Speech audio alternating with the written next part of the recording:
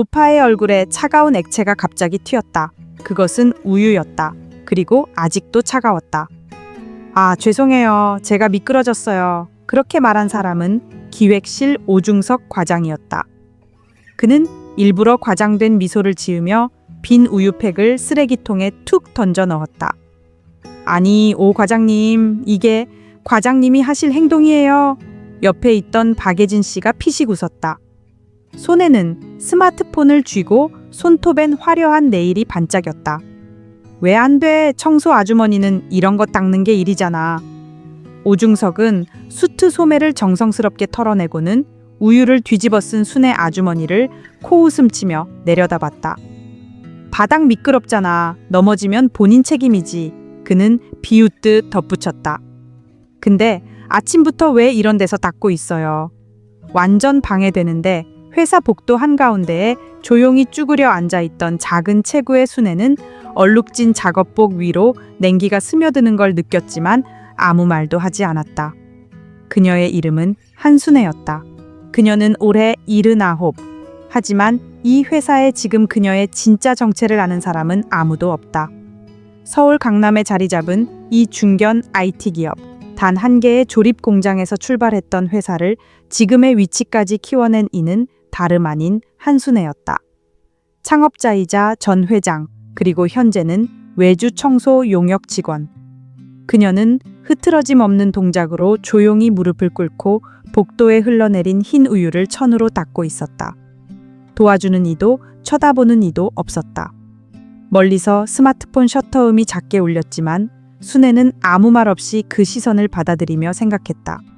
이 회사, 대체 어디서부터 길을 잘못 든 걸까?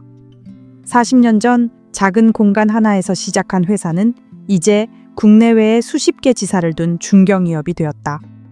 그 모든 것이 그녀의 자부심이자 삶의 증명이었다. 하지만 몇 해 전 순애는 스스로 전면에서 물러났다. 회사 경영은 아들인 한도윤에게 맡겼다. 도윤은 성실했고 노력도 아끼지 않았으며 해외 MBA까지 마친 유능한 사람이었다. 그래서 맡길 수 있었다. 그땐 정말 믿을 수 있다고 생각했었다. 하지만 지금 어딘가 이상하다. 겉으론 실적도 좋고 수치도 깔끔하다. 그런데 순애의 직감이 경고를 보내고 있었다. 이 회사 표면 아래로 뭔가가 달라졌다. 그녀는 결심했다. 이름도 경력도 회장의 타이틀도 내려놓고 지극히 평범한 청소부의 모습으로 회사의 진짜 모습을 들여다보기로. 여자이고 나이 많고 현장 가장 밑바닥이라고 여겨지는 그 자리에서야 진짜가 보인다는 걸 순애는 알고 있었다. 그리고 그날 오전 11시. 순애는 복도 끝에서 묵묵히 물걸레질을 하고 있었다. 바닥의 오염을 놓치지 않기 위해 마치 바닥과 대화를 하듯 조심스럽게 움직이며 그때였다. 딱딱딱 깔끔하게 닦인 복도를 따라 또렷한 구두 소리가 들려왔다. 고개를 들자 다가오는 남자의 실루엣이 눈에 들어왔다. 고든 자세, 네이비 수트 단정한 헤어스타일. 어느 회의실에서도 시선이 머무는 사람. 사장 한도윤이었다. 그는 걸으면서도 스마트폰을 내려다보고 있었다. 그리고 그녀를 향해 무심코 시선을 한번 올렸다가 곧 아무 일 없다는 듯 다시 고개를 숙이고 지나쳤다. 인사도 눈인사도 심지어 존재 자체를 인식조차 하지 않았다. 순애는 걸음을 멈췄다. 혈육 단 하나 남은 아들. 그런데 지금 그의 눈에는 사람의 모습이 담겨 있지 않았다. 도윤은 나쁜 사람은 아니다. 하지만 그는 숫자만 보는 사람이 되어 있었다. 예전엔 저 눈빛이 그렇게 차갑진 않았는데 순애는 혼잣말처럼 그렇게 중얼이며 다시 천천히 물걸레를 움직였다. 이 회사를 되살리려면 바닥부터 다시 봐야겠구나. 그녀의 싸움은 그렇게 조용히 시작되었다. 몇 번을 말해야 알아듣는 겁니까? 이거 제가 지시한 자료 아니잖아요. 순간 복도에 날카로운 목소리가 울려 퍼졌다. 순애는 아침 청소를 마치고 서류를 사무실에 전달하러 가던 길이었다. 복사기 앞 한 젊은 여성이 고개를 푹 숙인 채 서 있었다. 자세는 똑바로 있지만 지나치게 굳어 있었다. 그녀를 호통치던 건 중년 남자였고 목소리는 냉소로 가득 차 있었다. 계약직 주제에 왜 말을 그렇게 들어먹질 못해? 죄송합니다. 하지만 지시 내용에는 이게 핑계대지 마. 그러니까 너는 정규직이 못 되는 거야. 그 말에 젊은 여성의 어깨가 움찔 떨렸다. 계약직이라는 단어는 마치 더러운 상처처럼 가슴에 박혔다. 순애는 발걸음을 멈췄다. 그녀는 조용히 그 장면을 지켜보았다. 여성은 20대 초반쯤 되어 보였다. 연한 베이지색 가디건에 검정 슬랙스 화장기 없는 얼굴, 소박하고 깔끔한 인상. 아마도 남에게 패기치지 않으려 조용히 살아온 사람일 것이다. 남자가 떠난 뒤에도 그녀는 그 자리에 서 있었다. 고개를 떨군 채 양손을 무릎 위에 꼭 쥐고 순애가 조용히 다가갔다. 그 순간 여성이 놀란 듯 고개를 들었다. 그 눈은 약간 붉었지만 눈물은 흐르지 않았다. 서울 강남의 어느 중견 IT 기업. 울지 않는 거야 아니면 울고 싶지 않은 거니? 순애 아주머니의 조용한 물음에 미소는 고개를 천천히 저었다. 죄송해요. 신경 써주셔서 감사합니다. 그런데 작은 목소리로 말을 이은 그녀는 힘없이 눈을 내리깔았다. 계약직은 말 참견하지 말라는 말 들었어요. 그 눈엔 불안과 피로가 가득 서려 있었다. 순애는 아무 말 없이 고개를 끄덕였다. 한동안 침묵이 흘렀고 조심스레 다시 물었다. 이런 대접까지 받으면서 왜 여기 있는 거니? 그 물음에 미소는 어색하게 웃었다. 하지만 그 웃음은 어쩐지 스스로를 책망하는 듯한 기색이었다. 부모님이 안 계세요. 절 키워준 건 할머니 한 분뿐인데 지금은 연세가 많으셔서 침대에만 누워 계세요. 고등학교 졸업하자마자 일했어요. 계약직이라도 뭐라도 해야 돈을 벌 수 있으니까. 그녀의 말은 거기서 뚝 끊겼지만 순애에게는 충분했다. 정규직이 되고 싶어요. 어디든 상관없다는 게 아니라 여기 이 회사에서라면 언젠가 할머니를 편하게 해드릴 수 있지 않을까. 그런 마음으로 그 말을 듣는 순간 순애의 가슴이 조여들었다. 이 아이는 아무도 지켜주지 않는데 누군가를 지키기 위해 버티고 있구나. 그녀는 조심스럽게 말을 이었다. 이름 물어봐도 되겠니? 김미소입니다. 미소씨, 괜찮으면 다음에 같이 점심 어때요? 난 구내식당 싸구려 백반밖에 모르지만. 미소는 놀란 듯 눈을 동그랗게 떴고 곧 이어 조그만 미소를 머금었다. 네, 꼭요. 그 웃음은 어쩐지 순애의 젊은 시절을 떠오르게 했다. 순애는 가만히 가슴에 손을 얹었다. 이 아이가 망가지기 전에 내가 뭔가를 해야 할지도 몰라. 그 순간 순애 안에서 작지만 단단한 불꽃이 피어올랐다. 그날 밤 모두 퇴근한 조용한 사무실에 키보드를 두드리는 소리만이 울렸다. 타닥타닥 그리고 지우고 다시 타닥. 조심스럽고도 정성스럽게 한자 한자를 심호흡하며 타이핑하는 김미소의 모습이 그곳에 있었다. 오래된 계약직 책상 한켠에서 그녀는 줄곧 컴퓨터 화면을 바라보고 있었다.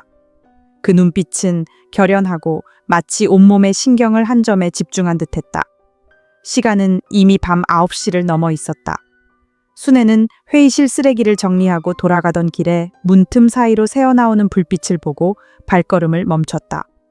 모니터에는 제안서의 마지막 페이지가 떠 있었다.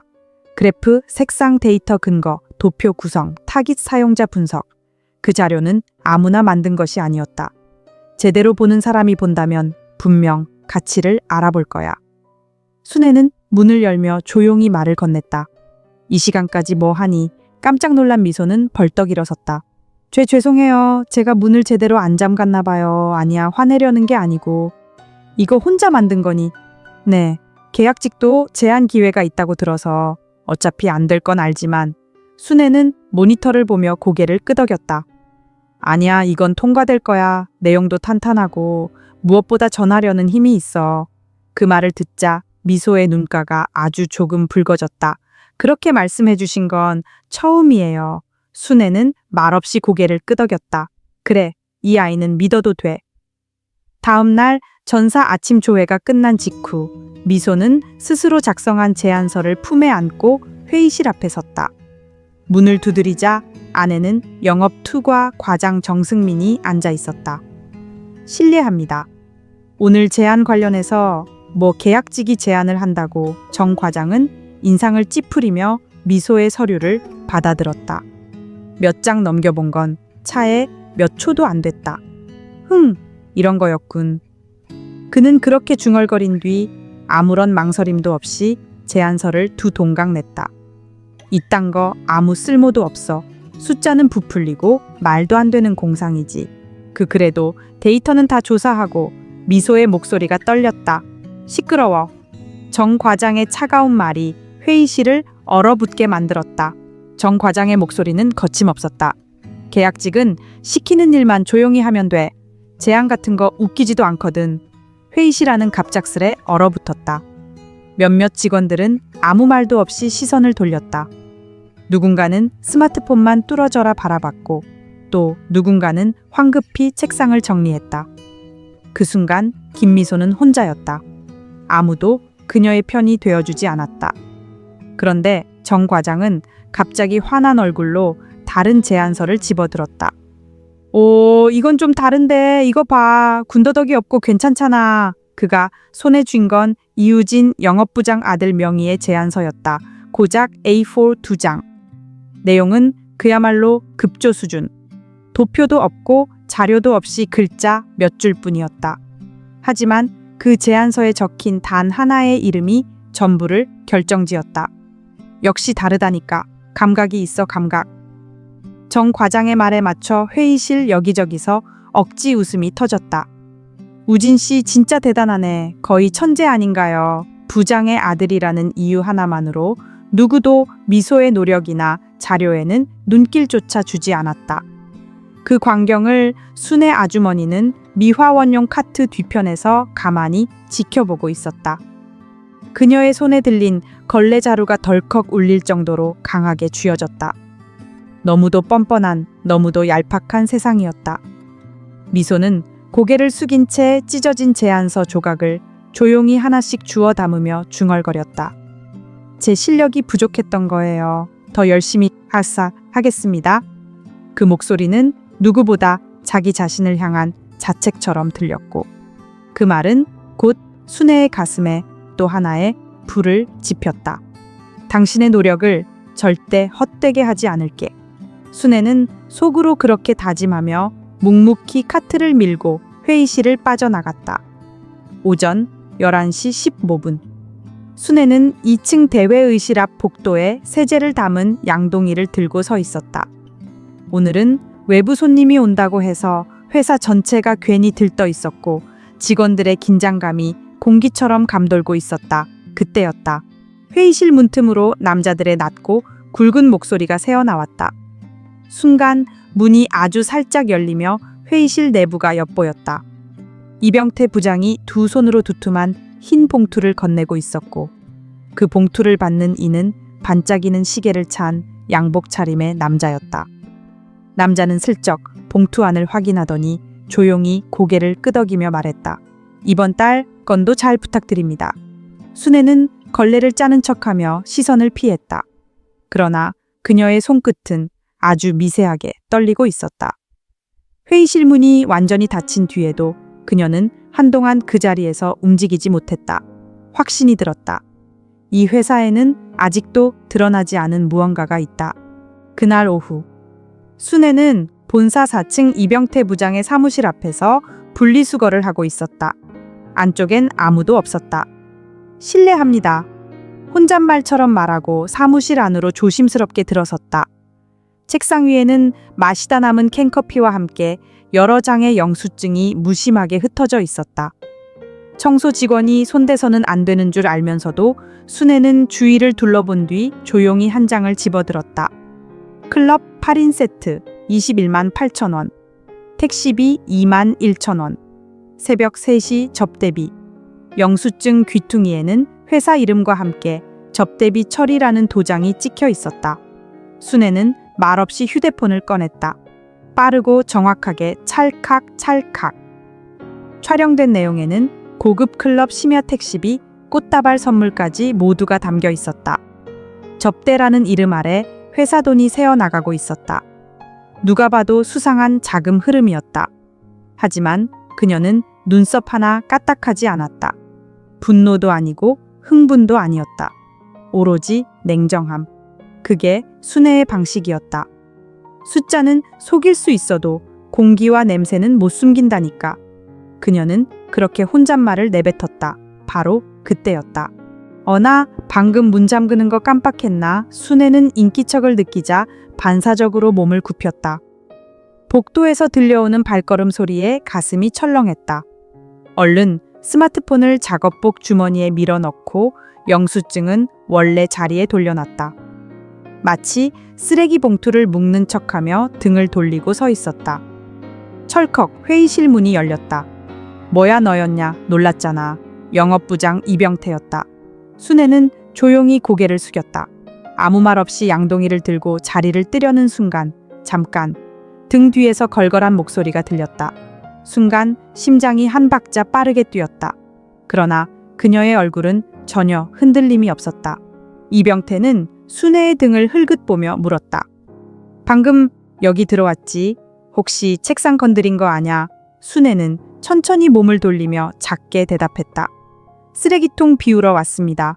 그것만 하고 가던 길입니다. 이병태는 눈을 가늘게 뜨고 노려보았다. 그러나 이내 코웃음을 치며 말했다. 됐고 다음부턴 내가 안에 있을 땐 꼭 노크하고 들어와. 죄송합니다. 순애는 깊숙이 고개를 숙인 뒤 빠른 걸음으로 복도를 지나갔다.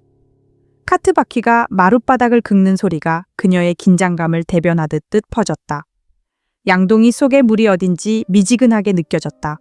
이 회사 공기처럼. 순애는 그 물을 한 번에 버리고 새 물을 뜨러 향했다.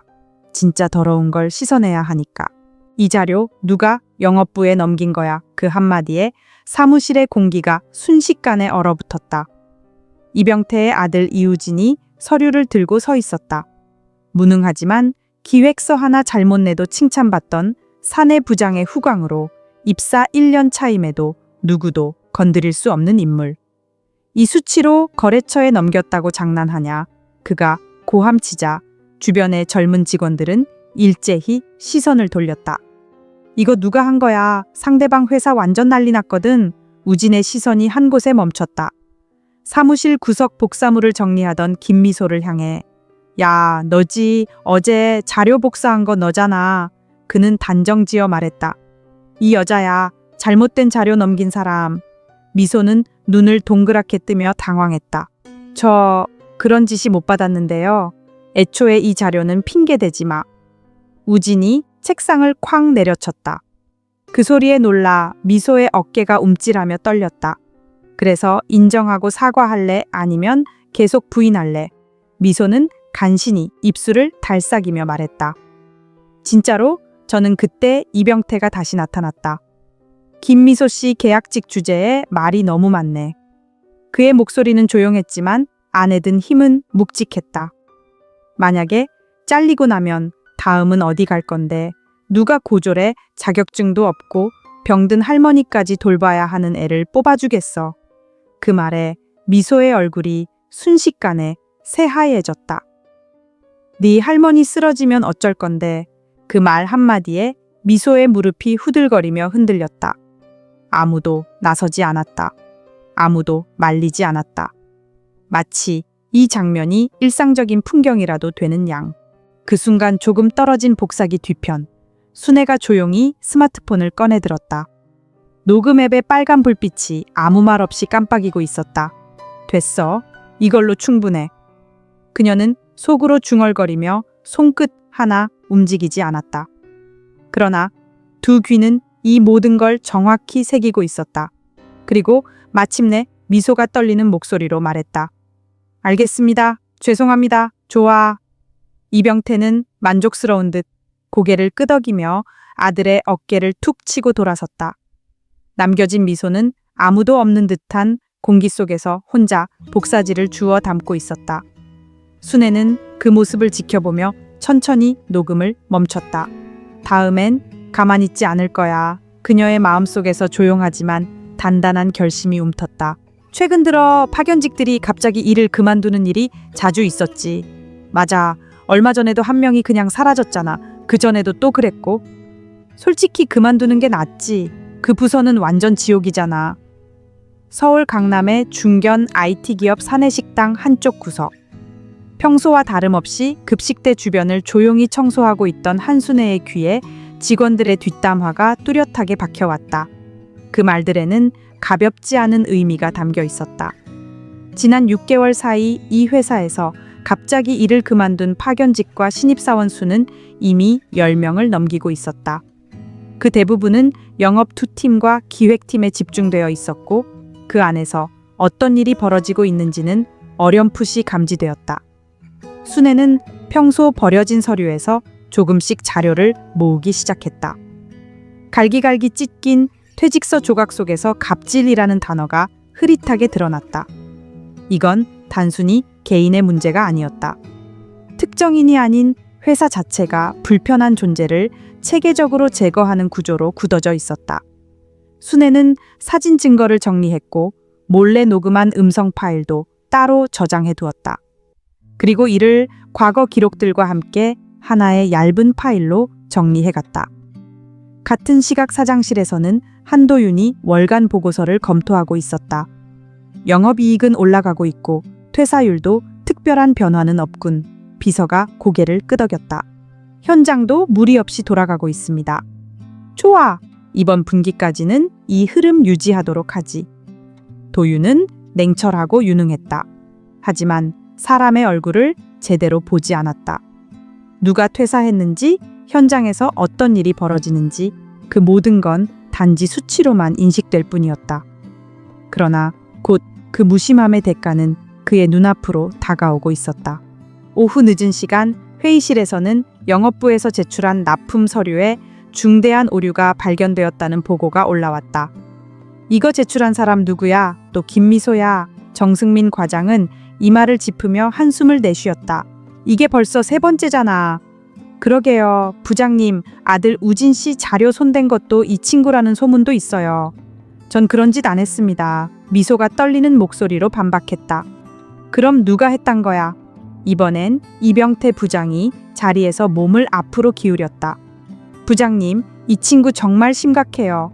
제 자료 몰래 수정해서 자기 실적 챙기려 했단 말도 있어요. 그 증거 있습니까? 그 말에 부장의 눈빛이 확 변했다. 어디 파견직 주제에 말대꾸야 까불지 마라. 우리 말 한마디면 넌 끝이야. 파견직 주제에 정직원처럼 설 수 있다고 착각하나 본데.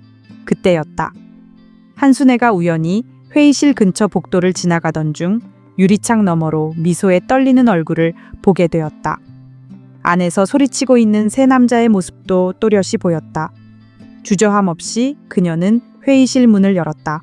잠시만요. 순간 회의실의 공기가 멈췄다. 뭐야, 여기 직원들 회의실이야. 빠져. 정 과장이 얼굴을 찌푸렸다. 근거도 없이 그냥 위치만 가지고 사람을 몰아붙이는 건 부당하지 않습니까? 그 순간 정 과장의 얼굴에 짜증이 훅 올라왔다. 닥쳐. 청소나 하러 다니는 늙은이가 왜 나서 너도 잘렸어. 회의실 안은 잠깐 정적에 휩싸였고 이내 누군가 웃음을 터뜨렸다. 헐, 진짜 말했네. 개웃겨. 미소는 얼굴이 새빨개진 채 고개를 떨궜다. 하지만 순애는 담담하게 세 사람을 바라보며 입을 열었다. 좋습니다.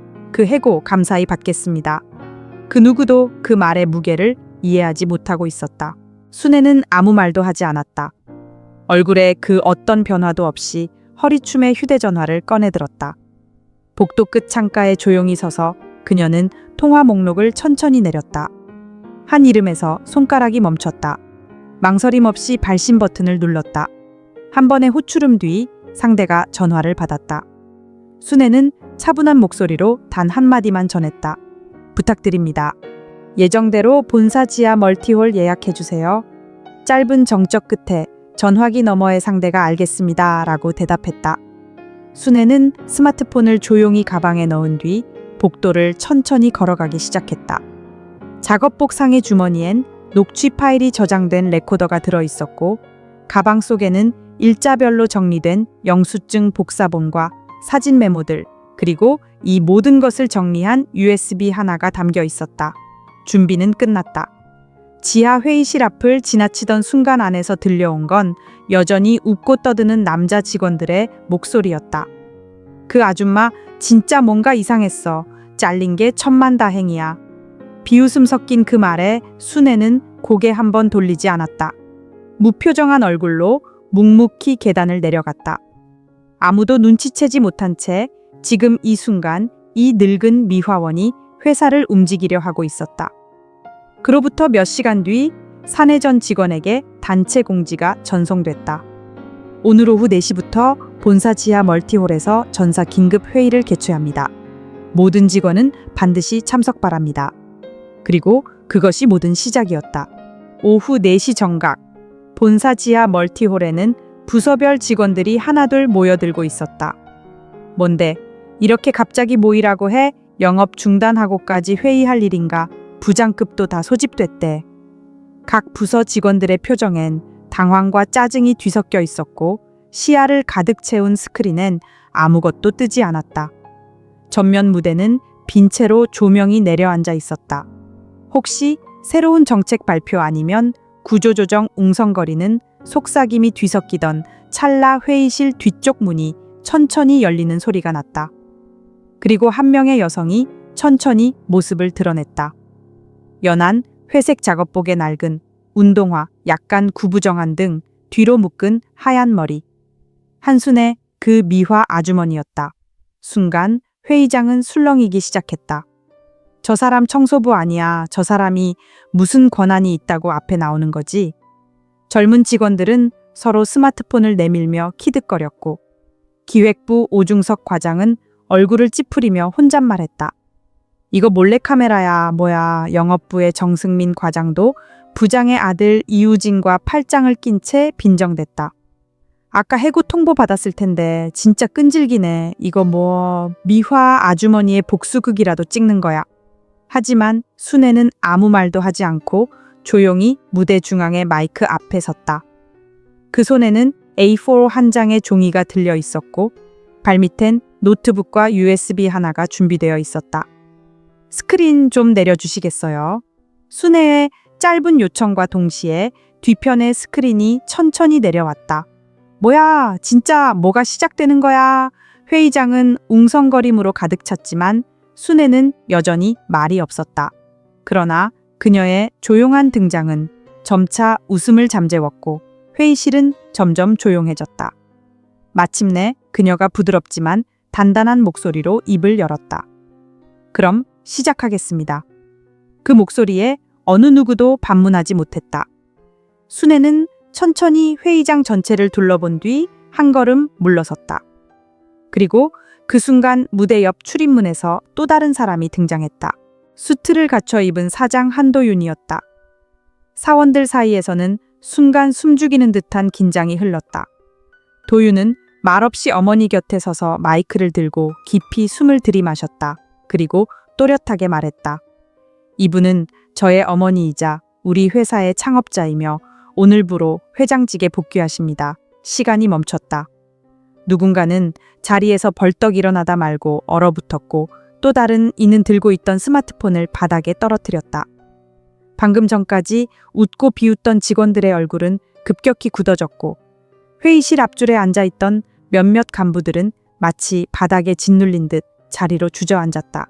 청소 아줌마 주제에 나대지 마. 불과 10분 전 그렇게 내뱉던 말이 그대로 머릿속을 치고 돌아왔다. 이우진은 푸석한 얼굴로 침묵에 잠긴 채 아버지 옆에 앉아 있었다. 아버지, 이병태 부장과 함께 우린 잘 나간다며 미소를 비웃던 입은 이제 굳게 다물어졌다.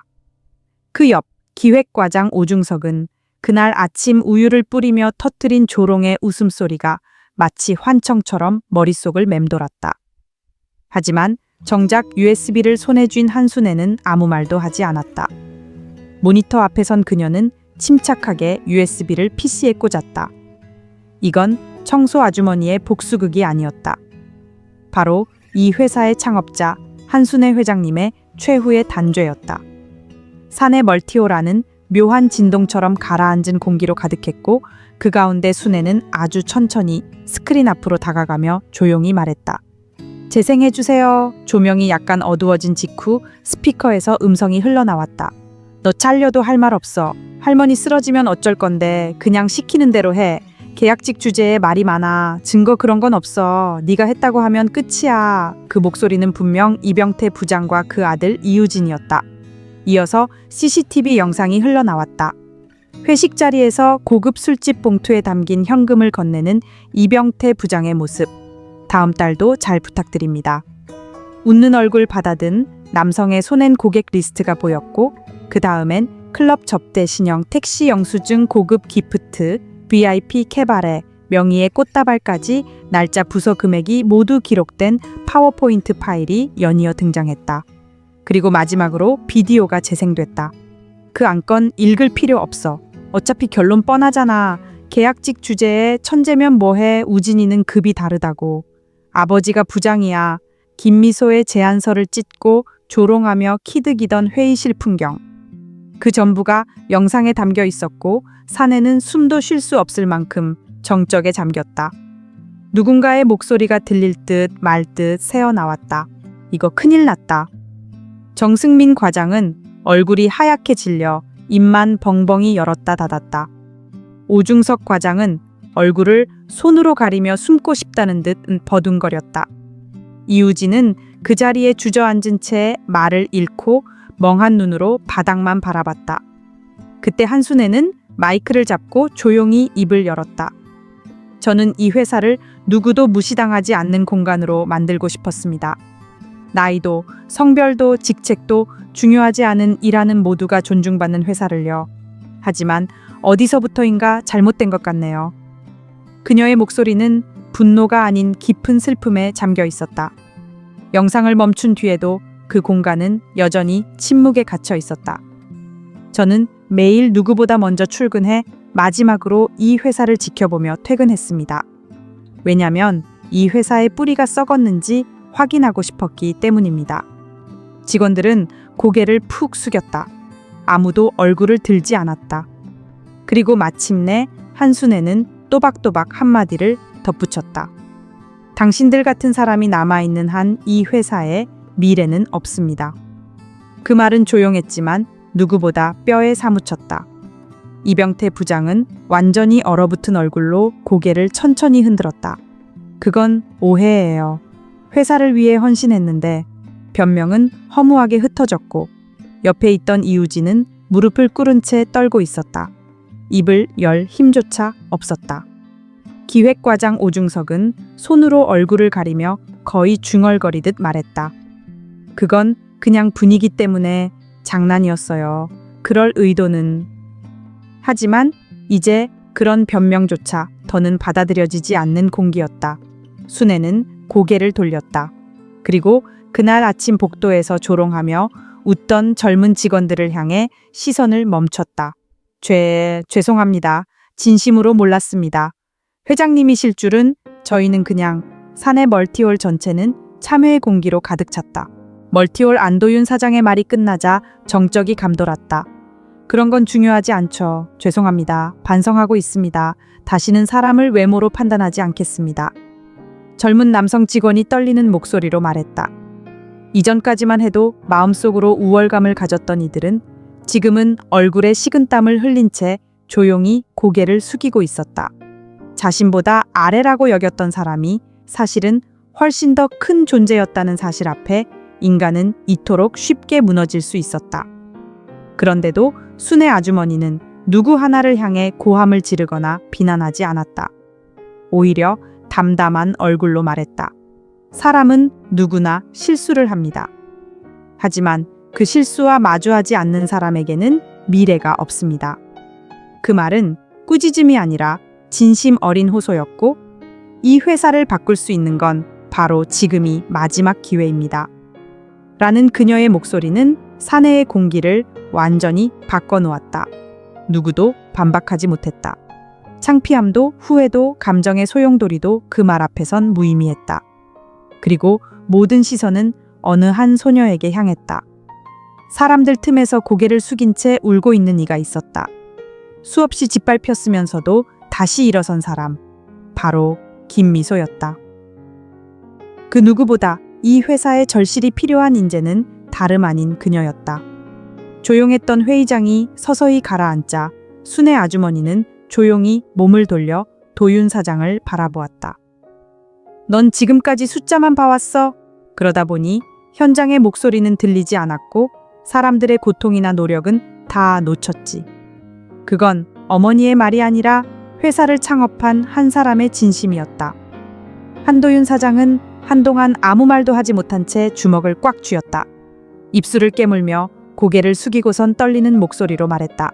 전 엄마처럼 사람을 볼 줄 몰랐어요. 믿는다고는 했지만 많이 부족했습니다. 그리고 그는 깊이 허리를 숙였다. 그 모습은 더 이상 사장이 아닌 한 명의 아들로서의 고백이었다. 멀티홀 뒤편 다른 직원들 사이에 작게 몸을 움츠리고 있던 미소의 이름이 호출되었다. 김미소 씨 앞으로 나와주시겠어요. 처음엔 자신이 아니라 생각했다. 주변의 시선이 일제히 자신을 향했다. 내가 뭔가 잘못했나? 떨리는 무릎을 부여잡고 조심스레 일어선 그녀는 비틀거리는 발걸음으로 앞으로 나아갔다.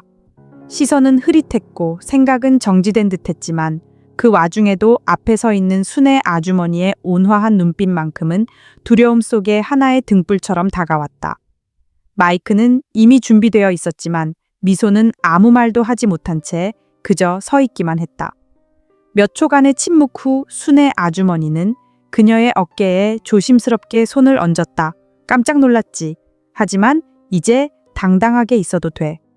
이 친구가 낸 제안서는 내가 봐온 자료들 중에서도 손에 꼽을 만큼 훌륭했어. 미소의 눈이 처음으로 크게 열렸다. 내용도 구성도 무엇보다 현장을 생각하는 마음이 담겨 있었어. 책임 있는 자리에 있는 사람이 반드시 봐야 할 보고서였지. 그제야 미소의 입술에서 작게 목소리가 흘러나왔다.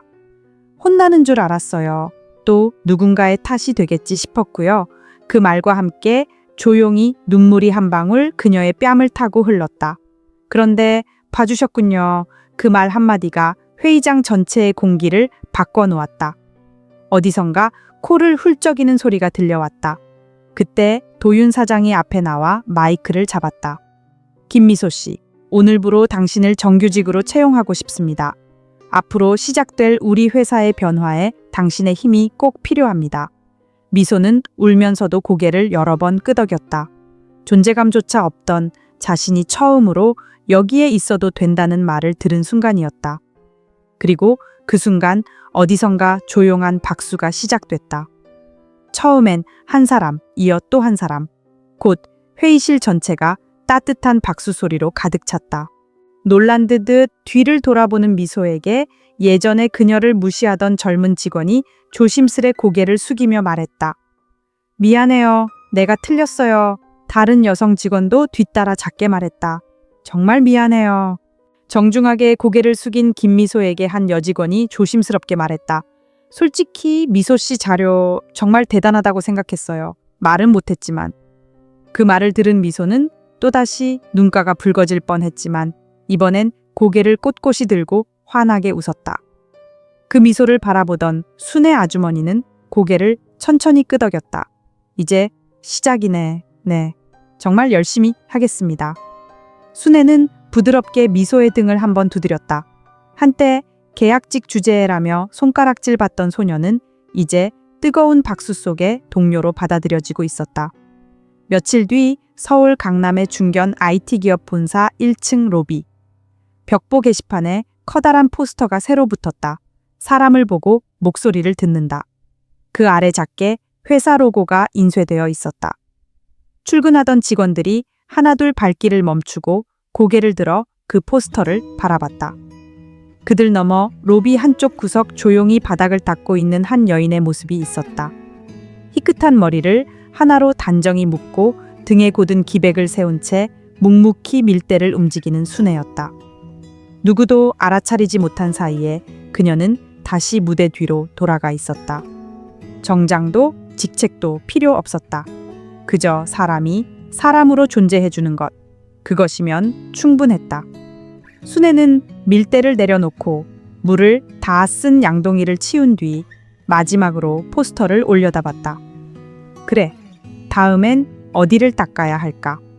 그 말은 아무에게도 들리지 않았지만 그녀의 등에는 분명한 자부심과 사명이 담겨 있었다. 한편 사내 구내식당 뒤편 작은 벤치. 김미소는 정규직 사원증이 달린 스트랩을 목에 건 채로 앉아 있었다. 핸드폰 너머에서 반복되는 목소리에 피식 웃음이 새어나왔다. 진짜야. 꿈 아니야, 할머니. 나 진짜 정규직 됐어. 이제 걱정하지 마. 그 마지막 한마디는 조금 떨리는 목소리로 이어졌다. 정말 고마워요. 여기까지 살아올 수 있었던 건 수학이 넘어 훌쩍이는 소리가 들렸다. 그 목소리를 벤치에서 조금 떨어진 식당 벽면 뒤에서 듣고 있는 사람이 있었다. 바로 순애였다. 얼굴을 돌려 시선을 피했지만 그녀의 눈매는 어디선가 부드럽고 따뜻하게 풀려 있었다. 미소의 목소리는 마치 봄바람처럼 멀리 퍼져나갔다. 그리고 순애는 조용히 미소 지으며 혼잣말처럼 중얼거렸다. 아직 내 일은 끝나지 않았어. 그 말은 누구에게 들려주기 위한 것도 과시도 아니었다. 그저 조용하고 단단하게 세상을 향해 울려 퍼지는 진심이었다.